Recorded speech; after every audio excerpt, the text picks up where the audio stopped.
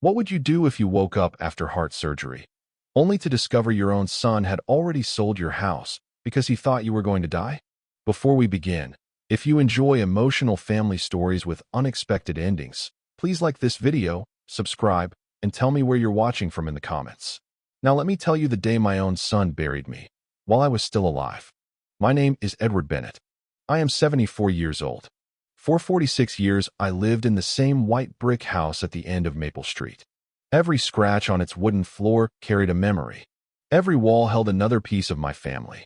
That house wasn't just where I lived. It was the last place where my late wife still felt close to me.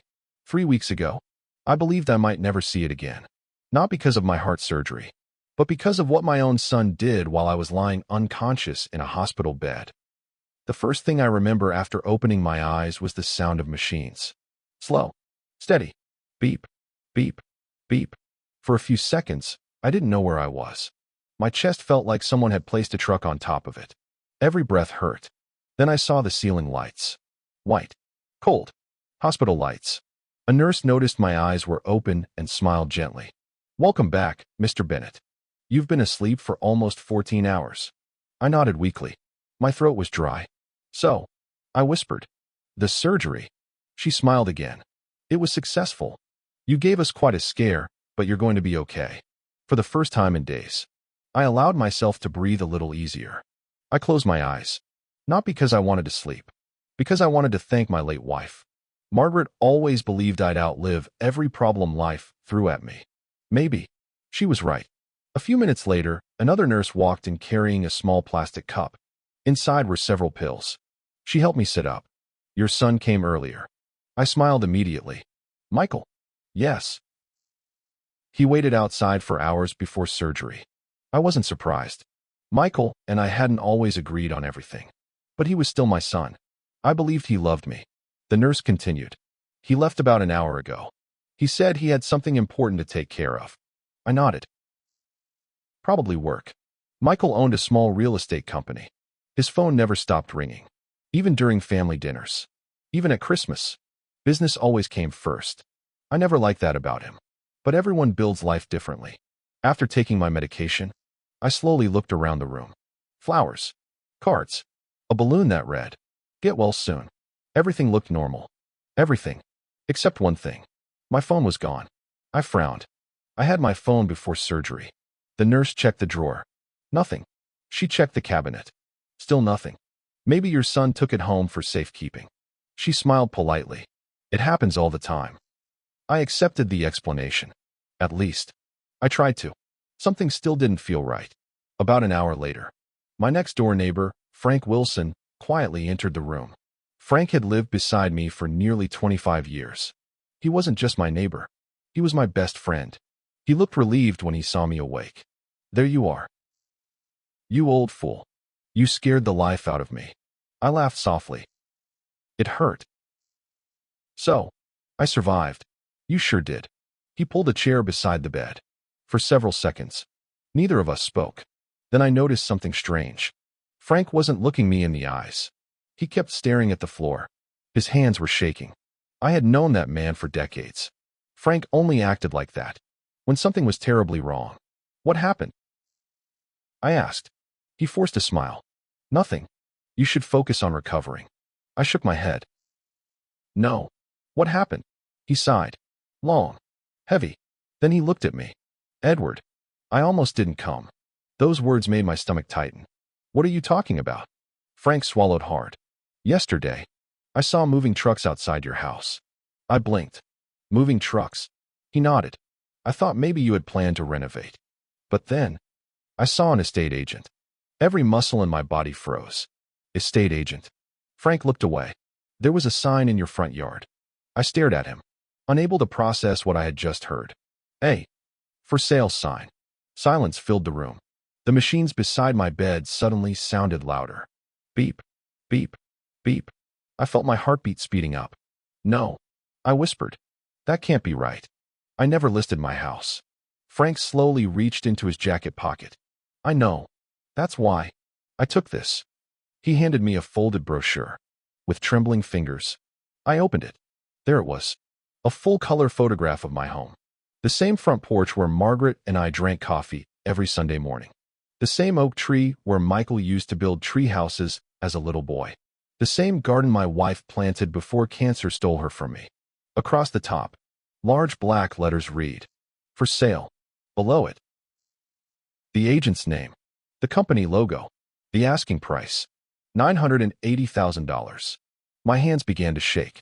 This isn't possible. Frank leaned closer. I saw Michael there. He was talking to buyers. My mouth went dry. No, he wouldn't. Frank didn't answer. Because deep down, neither of us believed that sentence anymore. I looked back at the photograph. Then something else caught my eye. In the bottom corner, a single sentence. Open house, Saturday, 11 a.m. Saturday. Tomorrow. I slowly closed my eyes. Only one question echoed inside my head. How could my own son sell a house that I never agreed to sell? I kept staring at the brochure in my hands.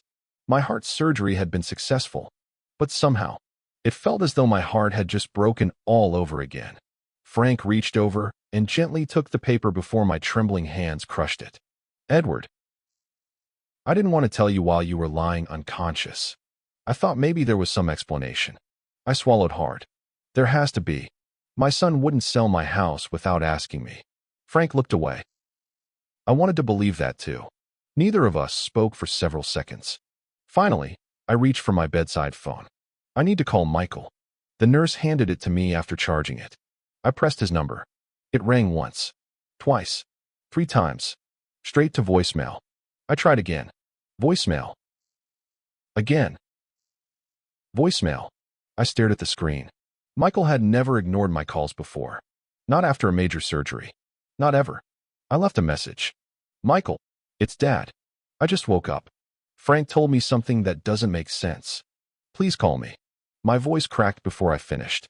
I hung up, trying not to imagine the worst. An hour passed. No reply. Another hour. Nothing. Around lunchtime, a young nurse entered my room carrying my lunch tray. She smiled kindly.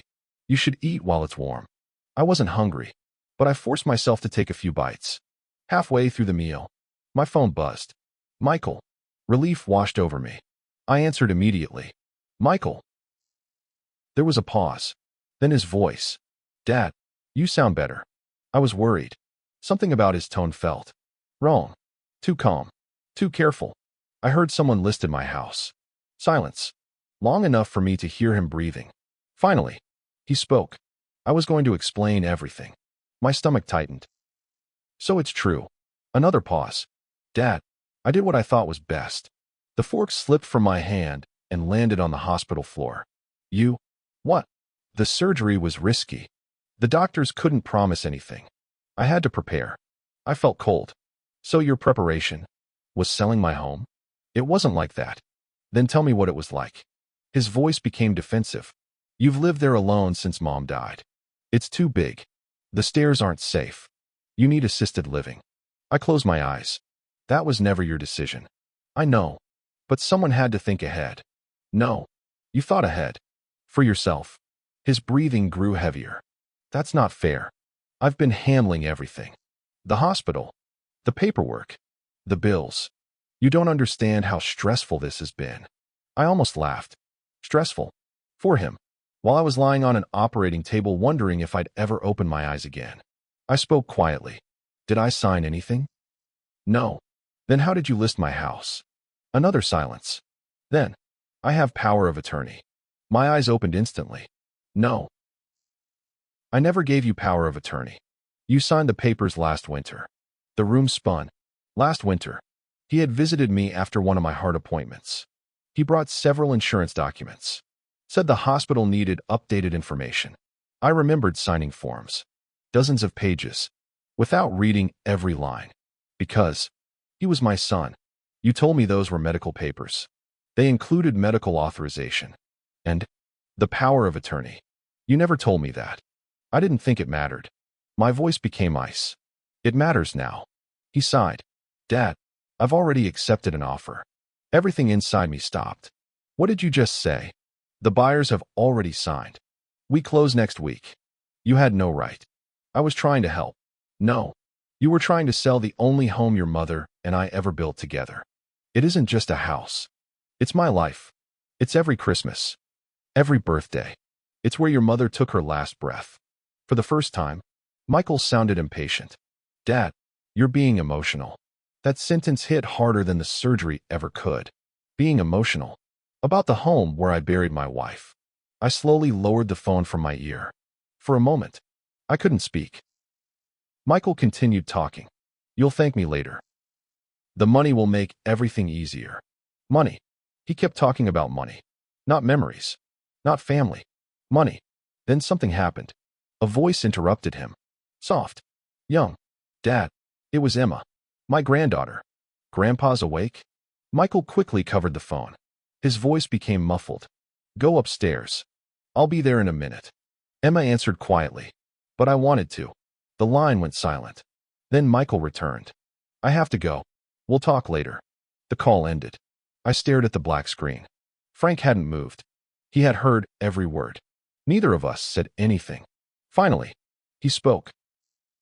Edward, there's something else. I looked up. What? I didn't tell you before because I wasn't sure if it mattered. His face had turned pale. When I walked past your house yesterday, I saw Michael carrying boxes out of your bedroom. My heartbeat quickened. What kind of boxes? Frank swallowed. The old metal lockbox. My blood ran cold. The lockbox. There was only one. It had been hidden in the back of my bedroom closet for almost 20 years.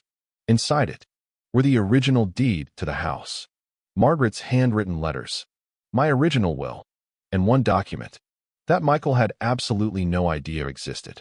I whispered to myself, "Oh, Michael, you've just made the biggest mistake of your life." I couldn't stop thinking about that lockbox. For 20 years, it had remained exactly where Margaret and I left it, hidden behind a false wooden panel inside our bedroom closet. Michael didn't even know that panel existed. Or, at least, I thought he didn't. Frank leaned forward. What was inside it? I looked toward the hospital window. The afternoon sun was beginning to fade. Pieces of my life. Frank frowned. What does that mean? I smiled sadly. My wedding certificate. Margaret's letters. My first paycheck. The original deed to the house. My will. And I stopped. Frank noticed. And what? I looked back at him. There was one more document. The only document that could stop this entire sale. Before Frank could ask another question, my phone vibrated again. This time, it wasn't Michael. The screen showed an unknown number. I answered. Hello. A cheerful woman's voice came through. Good afternoon, Mr. Bennett. My name is Rebecca. I'm calling from Harper and Wells Realty. My stomach tightened. I'm sorry to bother you while you're recovering, but your son told us you preferred handling everything over the phone. Everything inside me froze. What exactly are you calling about? We're just confirming tomorrow's closing appointment. Closing? Tomorrow? The word echoed through my head. Rebecca continued politely. The buyers are very excited. They've already arranged financing. They're scheduled to receive the keys tomorrow afternoon. I closed my eyes. My house isn't for sale. Silence. I'm sorry, I said. My house is not for sale. Her voice immediately changed. Mr. Bennett, your son provided legal documents showing he has authority to sell the property on your behalf. Authority. That word again. I never approved this. I'm afraid I can't discuss legal matters. If there's been a misunderstanding, you'll need to speak with your attorney. The call ended. I slowly lowered the phone. Frank was staring at me. They're closing tomorrow? I nodded. If I don't stop this, my home will belong to strangers by sunset. For the first time since surgery, I tried getting out of bed. Pain exploded across my chest. The heart monitor immediately sped up.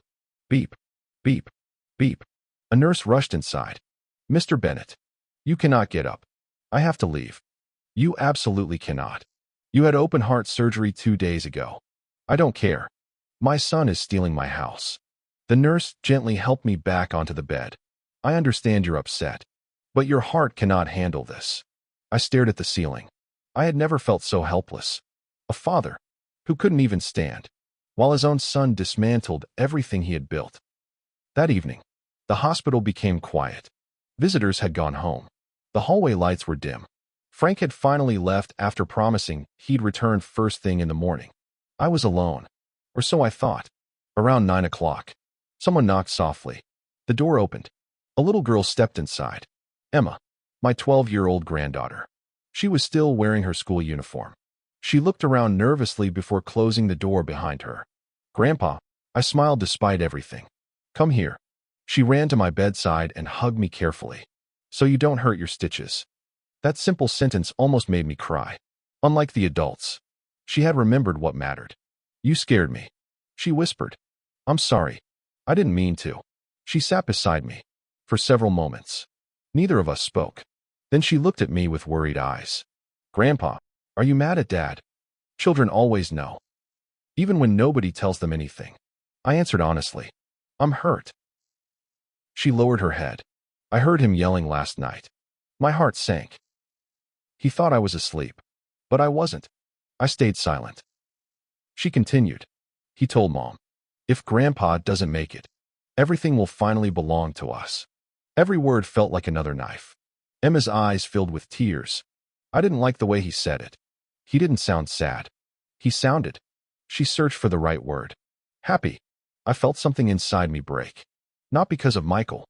Because his daughter had noticed it too. No child should ever have to carry a memory like that. I reached for her hand. Emma, I need you to answer one question. She nodded. Has your dad ever gone into my bedroom recently? She thought for a moment, then slowly nodded. 3 nights before your surgery. He said he was looking for insurance papers. Insurance papers. My heart skipped. Did he stay long? She frowned. A really long time. I remember because Mom asked where he was. And he came downstairs covered in dust. Dust. The false wall behind the closet had never been cleaned. Not once in 20 years. He had found it. Or he had been looking for it. A terrible thought crossed my mind. What else did you see? Emma hesitated. I probably shouldn't say. You can tell me. She looked around the room, making sure nobody was listening. Then she leaned close enough that I could barely hear her. I saw Dad burning papers. Every muscle in my body tightened. What papers? I don't know. They were old. He burned them in the backyard grill. My breathing became shallow. No. She nodded. I asked what they were. He smiled and said. She swallowed hard. Just old memories nobody needs anymore. I felt the room spinning again. Had he burned my will? Margaret's letters? The deed? Or had he burned the wrong papers? There was no way to know. Not yet. Then Emma reached into her backpack. Grandpa, I almost forgot. I found this on Dad's desk. She carefully placed a folded envelope into my hands. It had my name written across the front. In Michael's handwriting. The envelope had never been opened. My fingers trembled as I slowly broke the seal. Inside was a single photograph. Not of the house. Not of my family. It was a photograph of a document. A legal document. Across the bottom, I immediately recognized the signature. It looked exactly like mine. But it wasn't. Someone had copied my signature perfectly. Underneath it, the words read, Seller, Edward James Bennett. I stared at the page, then whispered for words that changed everything. He forged my signature. The room became so quiet. I could hear the heart monitor counting every second. Beep, beep, beep. Michael didn't move. He simply stared at me. What do you mean? I folded my hands over the blanket. You heard me. His voice became sharper. Are you playing games with me? No. I'm asking a very simple question. When was the last time you actually looked at the ownership records? His breathing became uneven. I don't need to. The house is yours. It always has been. I smiled faintly. That answer tells me everything. Before he could respond, there was another knock at the door. A tall man in a navy suit stepped inside. Silver hair. Leather briefcase. Calm eyes. David Carter. My attorney of 28 years. He walked straight to my bed. Edward, I'm glad you're alive. He shook my hand carefully before looking at Michael. I'm assuming this is your son. Michael nodded stiffly. David placed his briefcase on the chair. You sounded concerned over the phone. I looked directly at him. I believe someone forged my signature. Without hesitation, I handed him the photograph Emma had brought me. David adjusted his glasses. He studied the page for nearly a minute. The longer he looked, the more serious his expression became. Finally, He closed the file. This signature wasn't made by you. Michael immediately spoke. You can't prove that. David calmly turned toward him. I don't need to. The forensic examiner will. Michael swallowed. David continued. And if this document was submitted during a real estate transaction, the consequences become much more serious. For the first time, Michael looked genuinely frightened. But David wasn't finished. He opened his briefcase, removed a thick blue folder, placed it on my hospital bed. I brought these, just in case. I already knew what was inside. Michael didn't. David slowly opened the folder. Several official documents appeared. Every page carried the same government seal. Michael frowned. What is all this? David ignored him. Instead, he handed the first page to me. Edward, would you like to explain? I looked at my son. No. I think you should read it yourself. David passed the document across the room. Michael grabbed it. His eyes moved across the first paragraph. Then the second. Then, everything changed. His face lost every trace of color. No. He whispered. That's impossible. He flipped to the next page. Then another. His hands began shaking so violently. The papers almost slipped onto the floor. No, you couldn't have. I quietly answered. I did. Michael looked at me. When? 6 months ago. He stared in disbelief. Why? I took a slow breath. Because 6 months ago, I realized something. You never visited unless you needed something. You never asked how I was. You only asked whether I'd updated my will. Michael remained silent. I didn't change those papers because I stopped loving you. I changed them because I finally accepted that loving someone doesn't mean trusting them. His shoulders slumped. David spoke for the first time. Mr. Bennett, would you like me to summarize? I nodded. David looked directly at Michael. 6 months ago, your father legally transferred ownership of the Maple Street property. Michael interrupted. To who? David closed the folder. I'm getting there. The transfer was completed. It was registered. It was approved. It cannot be reversed without the owner's consent. Michael almost shouted. Who? David remained perfectly calm. The owner is no longer Edward Bennett. Silence. Even the machines beside my bed seemed louder. Michael's breathing became heavier. His eyes desperately searched my face, as though hoping I would tell him this was all a joke. Instead, I simply looked out the window. The sun had almost disappeared. I remembered another evening. 6 months earlier. The same hospital. Different reason. Routine heart tests. David had visited me afterward. He placed a folder on the table. Edward, if something happened tomorrow, would your wishes actually be carried out? I didn't answer immediately. Instead, I asked him a different question. What kind of man measures his father's life by an inheritance? David had quietly replied. The kind of man who stops seeing his father and starts seeing an estate. That sentence stayed with me. For weeks, then months, until one afternoon, I quietly signed new documents. Not out of anger, out of fear. Fear that the home Margaret built with love would one day become nothing more than a number on someone else's balance sheet. Michael's voice pulled me back to the present. So who owns it? His words cracked. Tell me. David looked at me. I nodded once. He opened the final page. The legal owner of 417 Maple Street is the Bennett Family Living Trust. Michael frowned. A trust? That doesn't make any sense. David continued. According to its terms, Edward Bennett has lifetime residency. No one can remove him. No one can sell the property. No one can borrow against it. Michael grabbed the papers again. There has to be another beneficiary. There is. His voice had become desperate. If Dad dies, who gets the house? David slowly closed the folder. I'll answer that tomorrow. Michael stared at him.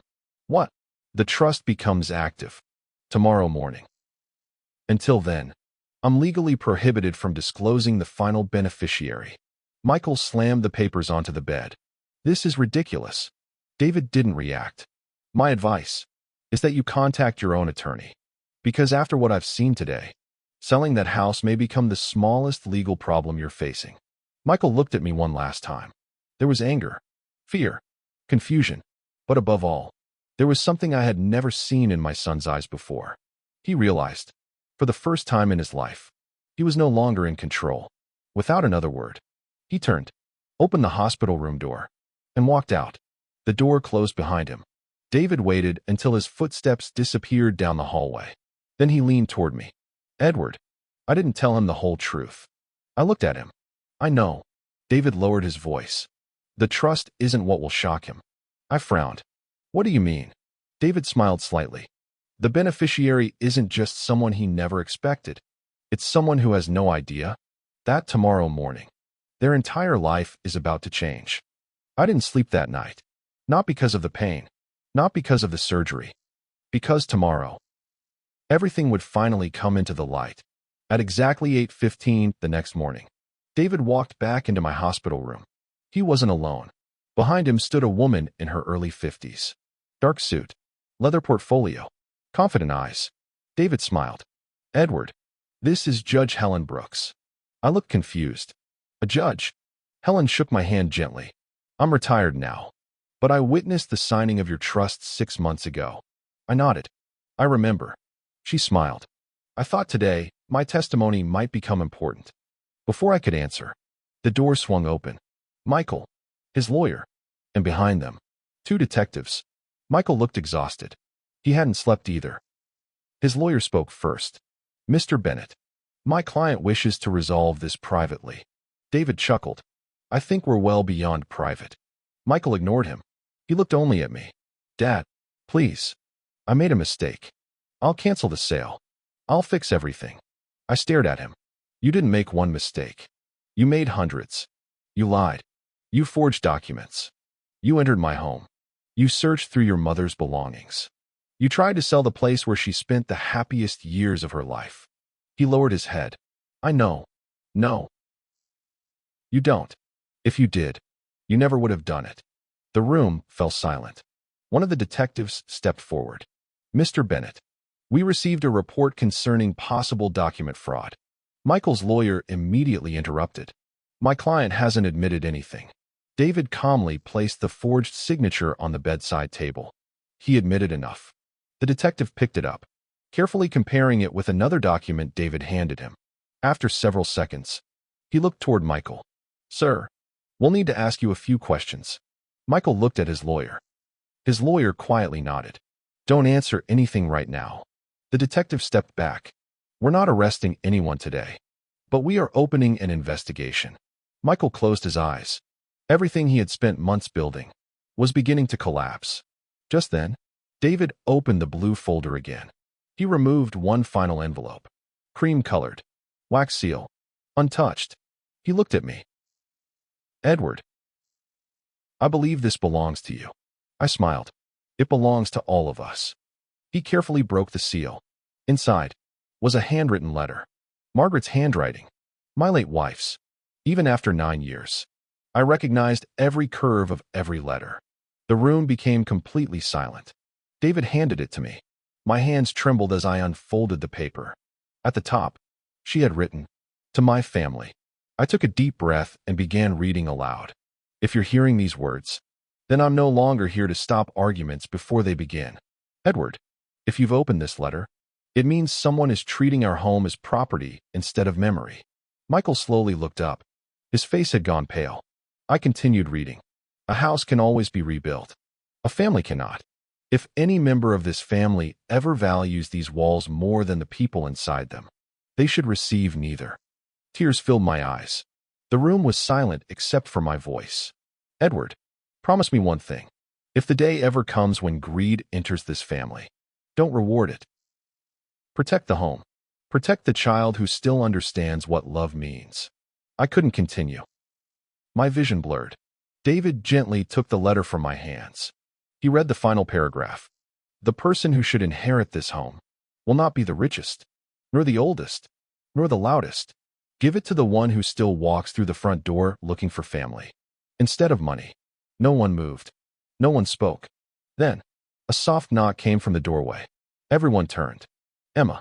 She stood there holding a small paper bag. She smiled when she saw me awake. I brought your favorite blueberry muffins. She had no idea. She had just walked into the most important moment of her life. Michael looked at his daughter, then at the letter. For the first time, he truly understood what he had lost. Not the house, His mother's respect, his father's trust, his daughter's innocence. David quietly closed the folder, then looked directly at me. Edward, I think it's finally time. I nodded, slowly, calmly. After months of silence, years of planning, and one lifetime of protecting my family, the truth could finally be spoken aloud. I looked at Emma, then at Michael. Finally, I said the words that would change every one of our lives forever. Emma, the house was always meant to be yours. The room became completely silent. Emma looked from my face to her father, then back to me. She smiled nervously. Grandpa, what do you mean? I reached for her hand. I mean, everything your grandmother and I spent our lives building was always meant to protect the person with the kindest heart. She frowned. But I'm only 12. I know. And that's exactly why. She didn't understand. Michael did. His shoulders dropped. Every bit of confidence he once carried was gone. David slowly opened the final section of the trust. This trust does not give Emma unrestricted ownership today. Emma looked relieved. It doesn't. David smiled kindly. No. Edward Bennett will live in the house for the rest of his life. No one can remove him. No one can mortgage it. No one can sell it. No one can borrow against it. He looked directly at Michael. After Edward's passing, the property transfers to Emma. But only if. He paused. Everyone in the room waited. She graduates from college, has no criminal convictions, and agrees never to sell the house for profit during the first 10 years. Emma blinked. Why? I smiled. Because your grandmother didn't build that house to make someone rich. She built it to keep a family together. Emma squeezed my hand. I don't want to sell it anyway. I just want you to come home. That sentence broke something inside me. I pulled her gently into my arms. For the first time since Margaret died, the house didn't feel like bricks. It felt like family again. Behind us, Michael quietly sat down. His eyes never left the floor. No one spoke to him. No one needed to. Sometimes, silence is louder than anger. After several minutes, he finally whispered, I'm sorry. Nobody answered. He looked at me. Dad, I know saying sorry isn't enough. It isn't. I know. Tears rolled down his face. I don't know when I became this person. I kept telling myself I was doing it for my family. But somewhere, I stopped protecting them and started protecting my pride. I looked at him for a long time, then quietly asked, Do you know what your biggest mistake was? He nodded slowly. I forged your signature. I shook my head. No. You forged your own character. The signature was just ink. But every lie you told, every promise you broke, they changed the man you chose to become. Michael covered his face with both hands. For the first time in years, he wasn't pretending. He was simply a broken son. The detectives stepped forward. Mr. Michael Bennett, we'll need you to come with us. Michael stood. He didn't resist. Before reaching the door, he turned toward Emma. I'm sorry. Emma looked at him. She wanted to run into her father's arms. She wanted to forgive him immediately. That's what children do. But instead, she quietly asked, Dad, when Grandpa was in surgery, were you really hoping he wouldn't come home? The room froze. Michael's lips trembled. He couldn't answer, because the truth was written all over his face. Emma slowly looked away. That silence hurt him more than any prison sentence ever could. The detectives escorted him into the hallway. The door closed. And just like that, the room felt lighter. Not because justice had arrived, because the lies had finally left. 3 weeks later, I returned home. Walking up the front steps felt different. The white porch swing still creaked in the wind. Margaret's roses had started blooming again. The old oak tree stood exactly where it always had, waiting, just like it had waited for me. Emma ran ahead and unlocked the front door. She stopped in the hallway. Grandpa, it still smells like Grandma. I smiled. It always will. She reached into her backpack. I brought something. She carefully placed a small wooden picture frame on the fireplace. Inside was a new family photograph. Not expensive, not perfect, just honest. It showed me, Emma, Frank, David, standing together in the front yard. Below the picture, Emma had written one sentence in neat handwriting. A home is where love stays, even after people leave. I couldn't hold back my tears. Neither could David. Even Frank quietly wiped his eyes. 6 months later, Michael accepted responsibility in court. He pleaded guilty to fraud-related charges connected to the forged documents and attempted property sale. He avoided making excuses. He admitted what he had done. During one hearing, he looked at me. "I don't expect forgiveness. I just hope one day my daughter won't be ashamed to call me dad." I didn't answer then. Some journeys take longer than others. Trust cannot be rebuilt with words, only with years of honest actions. Today, I'm 74 years old. Every morning, I still sit on the front porch with a cup of coffee. Sometimes, Emma joins me before school. Sometimes, we don't talk at all. We simply watch the sunrise. Because peace doesn't always sound like laughter. Sometimes, it sounds like finally having nothing left to fear. If there's one thing I've learned, it's this: never measure your wealth by the size of your house. Measure it by the people who would still sit beside you, even if the house disappeared tomorrow. If this story touched your heart, please leave a comment and tell me, what would you have done if your own child betrayed your trust? I read every comment personally. And if you believe family should be built on love, not greed, please subscribe. My name is Edward Bennett. Thank you for spending this time with me. I'll see you again in the next story.